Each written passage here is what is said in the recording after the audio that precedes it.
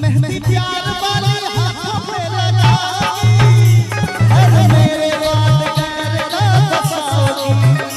मेहंदी प्यार वाली हाथों पे लगाई, हर मेरे बात करना बसाओगी।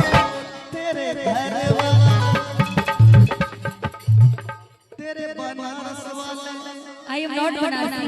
तेरे घर वाले तुझे जब रोके तो रोके पड़ी याद करोगे और तुझको हंसी हो मेरा हवाएं मुझे याद करोगे और तुझको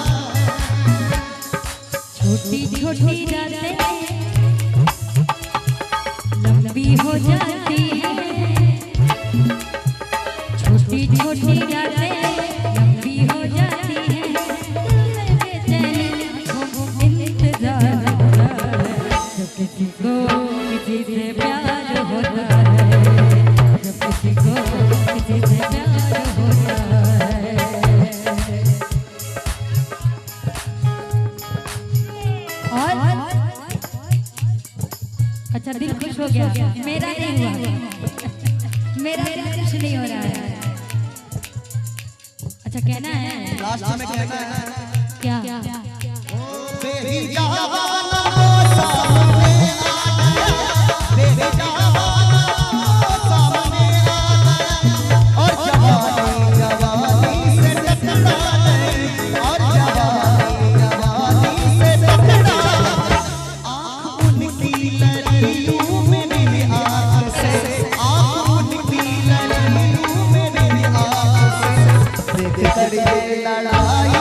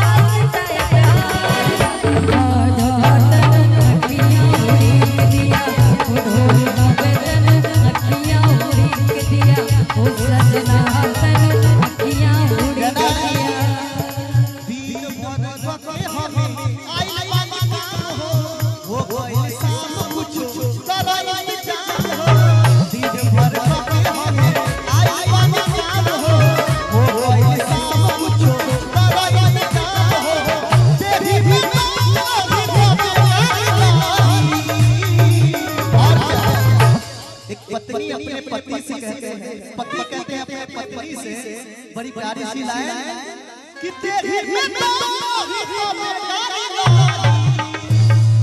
पत्नी कहती है कि अब छान के पिया दी, क्या कि अब छान के पिया दी ए राजा सारी से सारी अब छान के पिया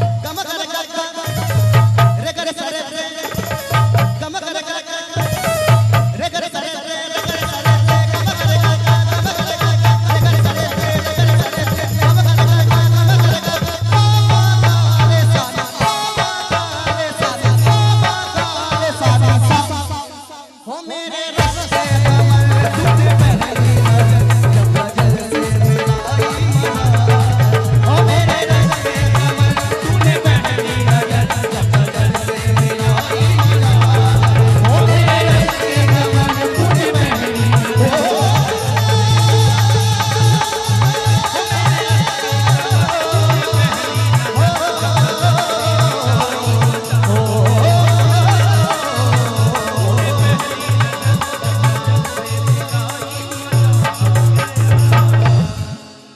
क्या बात है, एक बार जोरदार ताली होना चाहिए। इन लोग का काम हो गया। अच्छा लगा तो थोड़ा सा ताली हो जाए। एक भाई का फरमाइश है, दो भाई जाके अंदर बोले हैं कि देख गाना आप सुना दीजिए। सुनाइए जरूर। सेम रहेगा, सेम स्केल रहेगा। किसको? अच्छा और भी हैं, कितना दुकान खोल के बैठे हो भैया। आइए, बहुत सुंदर फरमाइश आया हुआ है। अखिया लड़ल बजब से दिल में करार नहीं। क्या बात है भाई, हम कैसे काहे हमका तुहरा से प्यार नहीं है। हम कैसे काहे हमका तुहरा से प्यार नहीं है। अखिया लड़ल बजब से दिल में करार नहीं है।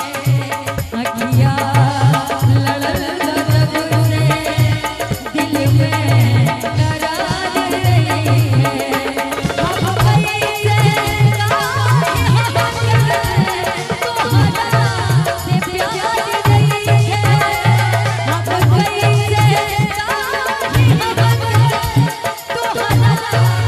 प्यार नहीं है। हम कैसे